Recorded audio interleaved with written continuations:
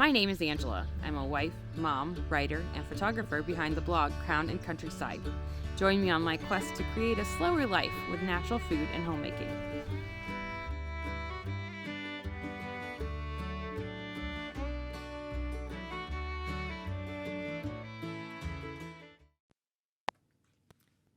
So today I decided to make muffins. I have been looking for a new recipe that I could really get behind. I've been trying to find something that was higher protein and lower sugar and something that my family could grab as an easy breakfast in the morning. And a lot of things were coming up short. Cereal is lacking in nutritional value, and even granola bars and Lara bars and things like that are fairly high in sugar.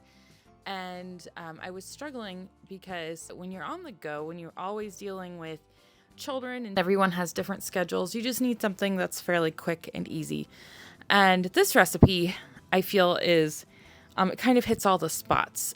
It does have sugar in it, but I always use a turbinado sugar or an organic cane sugar, so I feel like it's slightly better for you than a regular muffin or cupcake, that's almost like a dessert.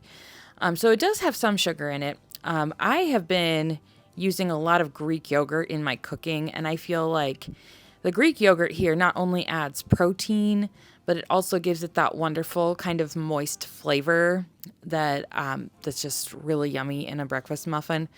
They don't rise as much as a lot of muffins, so you'll see me fill the muffin tin a little bit fuller than you might with a normal cupcake recipe.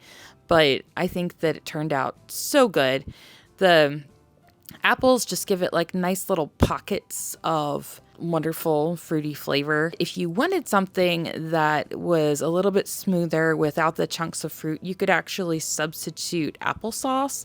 However, if you did applesauce, I would do slightly less than 2.5 cups, which is what this recipe calls for. I always grease my pans with a little bit of oil. I try to avoid cupcake liners or muffin liners because it's not very zero waste. There's some things that I feel like are difficult to give up, and that's one thing that's not difficult to give up. It's a fairly easy substitute. So these muffins turned out so good that I believe not only does the apple and the yogurt give it the right amount of softness, but the oats give it a perfect amount of crunch too, which just makes for a really lovely breakfast the next day.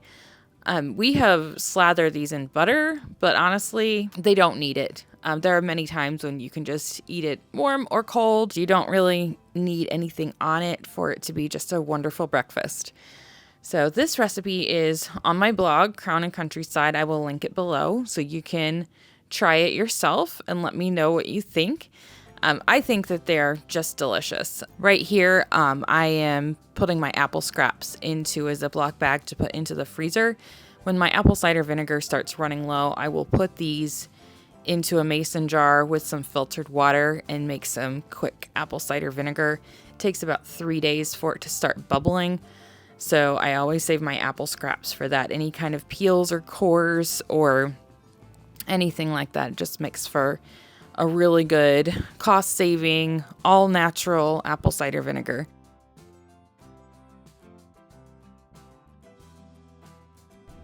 All right, it is baking now, and the house smells so good. I cannot wait to try these again. I made them the most recent time a couple of weeks ago, and was really looking forward to sharing it with you all. So hang tight. I'll take them out of the oven in a little bit, and they smell really good. I've had this bowl for a few years now. This came from Kohl's, and it was a sale item for just a couple of dollars, and I just love having the opportunity to put it on the table every once in a while with some fruit in it. It just makes me happy to have a red bowl on the table. I couldn't wait to take these out of the pan. They were still a little bit warm to the touch, but I had to do it anyway because I really wanted to eat one, and they were so good.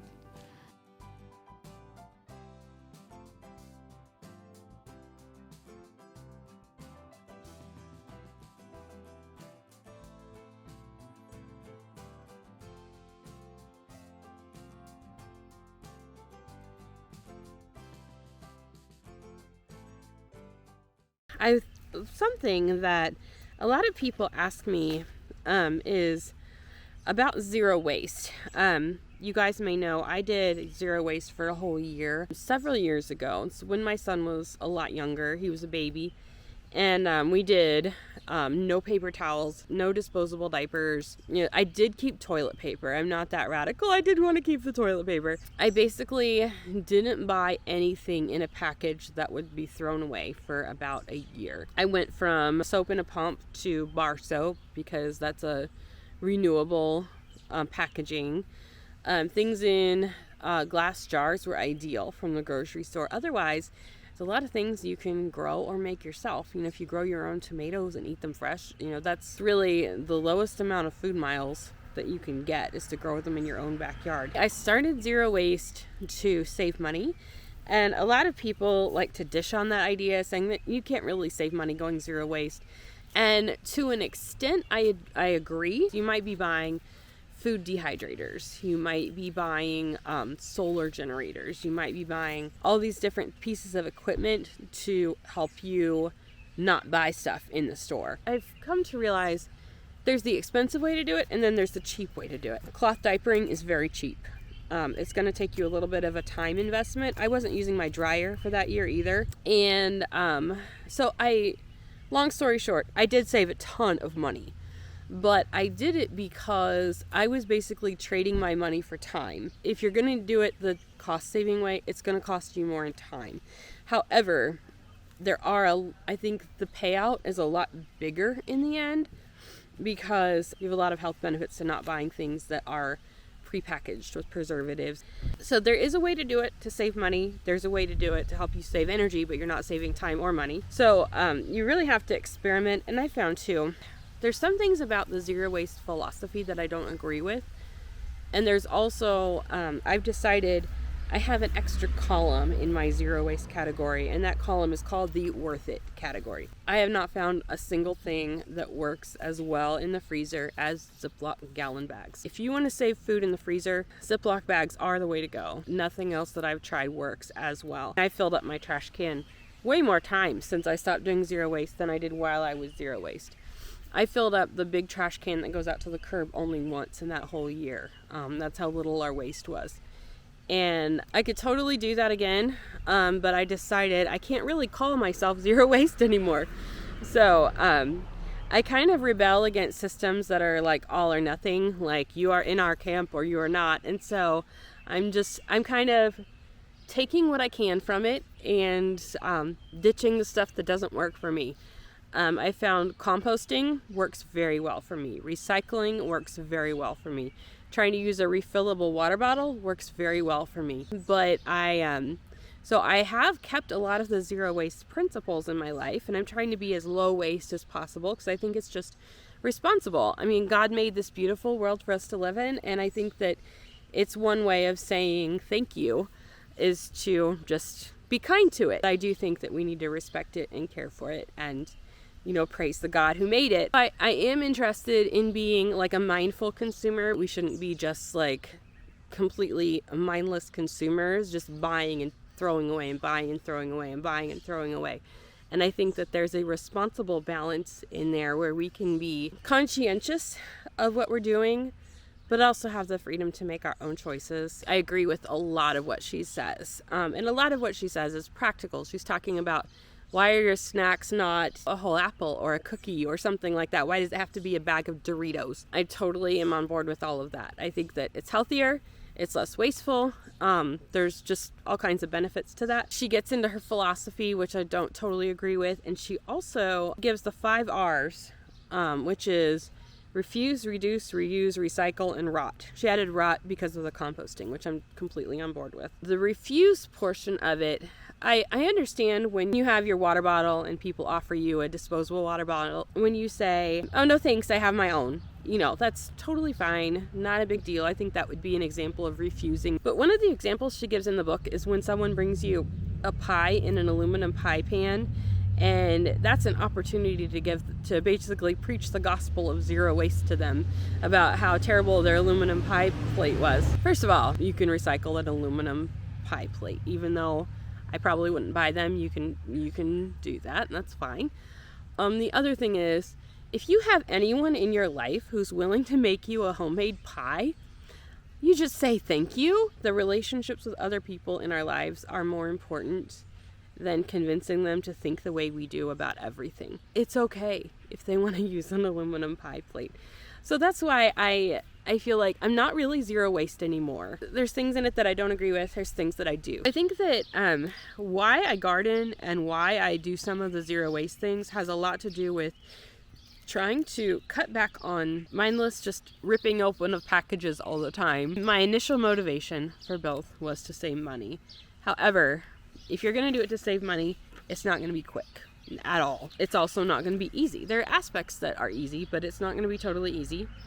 But your returns in the long run are going to be big. As you build your skills, as your health improves, as all these things are building momentum, you've built up your little tiny plot of earth, which is your tiny kingdom, with your 1 year pantry, with your garden that produces for you every year, with your ability to live without a lot of things that other people just buy without thinking about. You're going to have more money in your bank account. Probably won't be overweight eating all those vegetables. It also helps control other diseases and things like that too, reduces the needs for medications. There's a ton of benefits to it, and it's going to pay off in the long run. However, you're not going to see the amount in your bank account go up right away. In fact, you might even see it go down. If you're like, oh, in order to have a garden, we have to import all this dirt. Now we need, rocks to border our garden, and you order those. And we need tons of seeds. We need, so many, a certain amount of our money each month goes towards buying seeds. And we need a clothesline, and we need solar panels. We need a food dehydrator. We need canning jars, and we need a steam canner, and we need a steam juicer, and we need all these different things. So you're at the beginning, especially when you're building up, you're going to be kind of building your inventory of supplies and resources. Some of them are going to be annual expenses, and some of them are going to be one time or until the item breaks. You have to put forth some investment into it. You're also going to have an inventory of expertise. You're going to learn how to make cheese. You'll learn how to make soap. You'll know how to make bread. You'll know how to make your own beef jerky. You'll know how to cook from food that you wash the dirt off of. What you're going to have in your bank is not just things, but skills. Gradually learn how to make sourdough bread, replace your store-bought bread with sourdough bread. Learn how to grow tomatoes, replace your tomato sauce with tomato sauce that you made yourself from tomatoes you grew yourself. Replace one thing at a time. You don't have to replace everything. Use grocery store laundry soap until you learn, what your perfect laundry routine is. So it's just trial and error, a little bit at a time. Take baby steps. The number one obstacle that we had to homesteading and zero waste and giving up packaged food was cooking with food that we had to wash the dirt off of.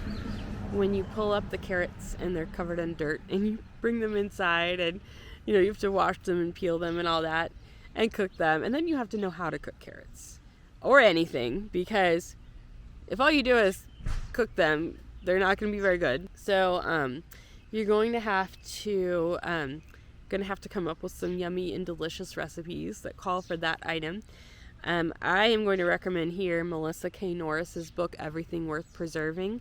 And she talks about all the many things that you can grow and what to do with them. So whether this item can be dehydrated or canned or frozen or whatever, as well as some yummy recipes for all of the above. Your number one goal when you start all of this is going to be to learn to cook. If you know how to cook with whole foods, I don't care where you got it from.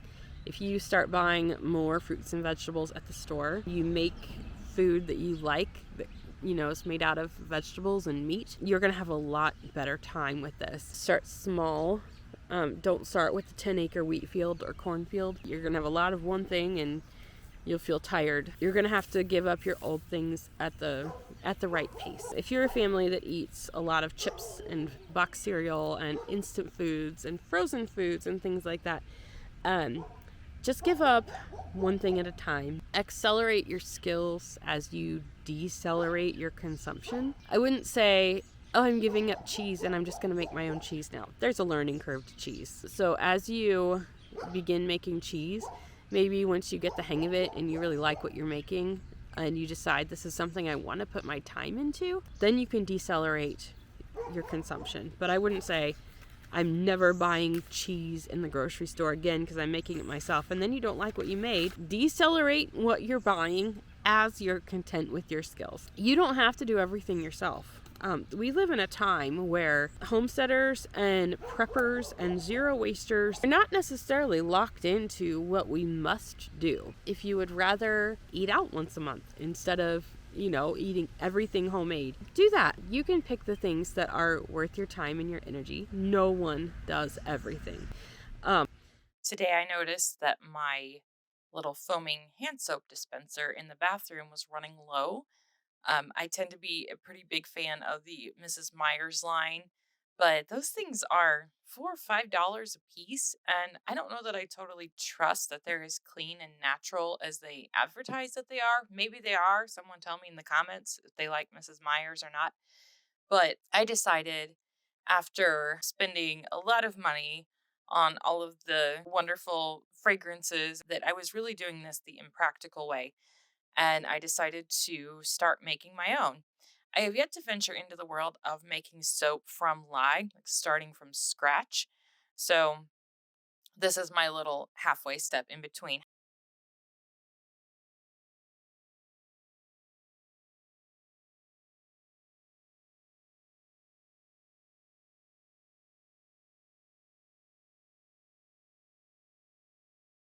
This costs pennies on the dollar. I just use a little bit of Castile soap, some vegetable glycerin, and some filtered water. As you can see, I'm not even measuring the vegetable glycerin. It's extremely straightforward. The Castile oil soap that I'm using right now is scented with peppermint, so I didn't need to add any fragrance to it. But if I was using an unscented one, I would have probably added a few drops of essential oils. This is just magical and game changing. As opposed to $5, it's like 50 cents. So the big bottle of Castile oil soap lasts me quite a while, and I can just add it to the container with a little bit of water and vegetable glycerin and shake it up, and it's just amazing. It doesn't take a ton of time, saves a lot of money, it's more natural. I'm a pretty avid proponent of washing with soap rather than chemicals. There is a place for washing with chemicals for sure, especially when you're cleaning a hard surface or household cleaners, things like that. But when you're washing your body, soap is just, there's nothing like it. It is the best way to cleanse your skin, the healthiest thing. Everything you put on your skin is absorbed into your bloodstream. So I feel like this is a cheaper, better, healthier, and not so time consuming option. So just give it a little shake and put it in the bathroom. So I'm good for a little while with this tiny amount. And when it runs low again, I will just fill it up again. It is easy as pie. I'm amazed at how inexpensive it is to make some of your own skincare products compared to the price of buying a bottle of something, a soap or an exfoliant or a moisturizer or something. This is just amazing.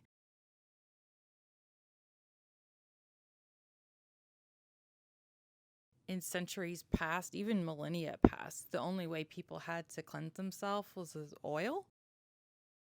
Saponification didn't come about until much more recently. And not that that's a bad thing. Obviously, there is a huge benefit to sterilization. And, I'm not knocking that concept at all. But some of our heavy detergents really do strip some of the natural oils out of our skin. So you have to make sure to get something that is right for your skin type, for your body type. There are some wonderful nutritional benefits to just putting a vitamin rich oil onto your skin. I'm using here, it's just an olive oil that I got at Aldi and a finely ground sea salt. I didn't want to use a coarse ground sea salt because the skin on your face is so delicate. So I wanted to use something that would really get in there and clean the pores and the get rid of the dead skin cells, but I didn't want something that was going to tear up my actual skin, obviously. So I'm using a finely ground sea salt. I get my salts in bulk from Azure Standard, but I'm just using a regular bottle of olive oil from Aldi and adding rosemary essential oils. Rosemary has anti-aging properties. I get mine from doTERRA, but I've gotten essential oils from many different. I put essential oils directly on my face once a day or so when I take my vitamins. And this is just a nice little boost to the olive oil and the salt. Just adding it to a mason jar. It'll keep forever in a mason jar because the olive oil and the salt will not go bad, and the rosemary essential oil will be fine too.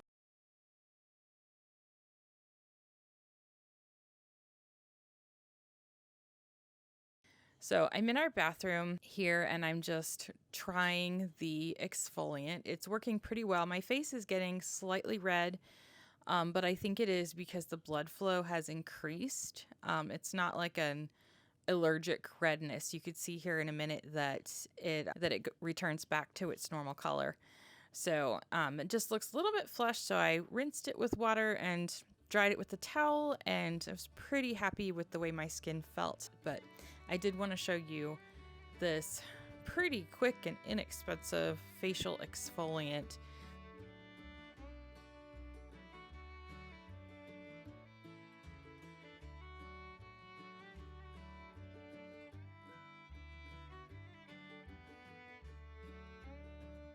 See you next week. Bye.